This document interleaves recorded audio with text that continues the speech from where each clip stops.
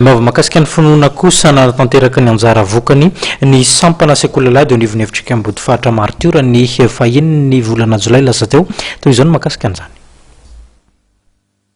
Iray amin'ireo sampana velona ao anatin'ny fiangonana FJKM ambody fahatra martiora ny sampana sekoly alahady izay misahana indrindra ny fampianarana ny tenin'Andriamanitra ho an'ny ankizy sy ny tanora.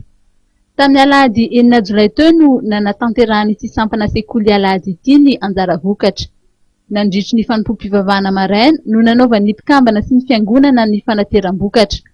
Fa tamin'ity andro ity ihany koa no nitokanana ny fanamiana vaovao an'ireo mpikambana ao anatin'ny sekoly alahady ka ny ray aman-dreny mpitandrina tao atoerana Pastera Lazasoa Rakotondranaivo no nitarika izany fitokanana fanamiana vaovao izany.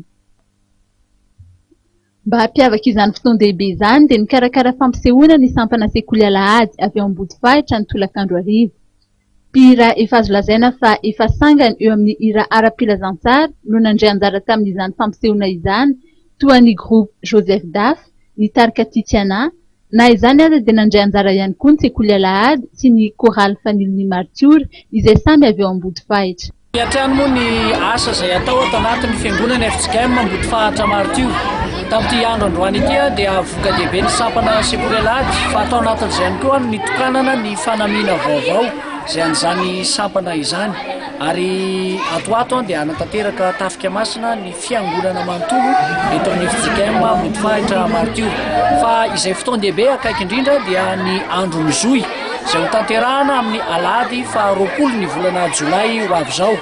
Amin'ny folora maraina moa no hanomboka izany fampivavahana izany izay atao eo amin'ny zoy iantsona antsika kristianina rehetra tsy akanavaka iantsona manokana ny taranaka ambody fahatra. Manao zava-dehibe ny fiarahantsika mivavaka mandritra ny andro ny zoy amin'ny alahady fa 20 ny volana jolay ho avy izao. Io andro io izay atokantsika mba anaovana ezaka fanohizana ny fanamboarana ny akany eto ambody fahatra izay efa mandroso tokoa moa ny asa amin'izao fotoana izao ka dia manantena eo anaty tsy ho ela amintsika taranaka ambody fahatra rehetra tompoko. Efa manodidina ny 20 amin'izao fotoana izao ny mpikambana ao anatin'ny sampana sekoly alahady ary 10 ireo mpampianatra miandraikitra azy ireo. Isy moa ny tafika masina izay ataon'ny fiangonana amin'ny volana aogositra fa ny akaiky indrindra dia ny andro ny zoy izay ho tanterahan'izy ireo amin'ny alahady 20 jolay ho avy izao ka iantsona ny kristianina sy ny taranaka ambody fahitra rehetra.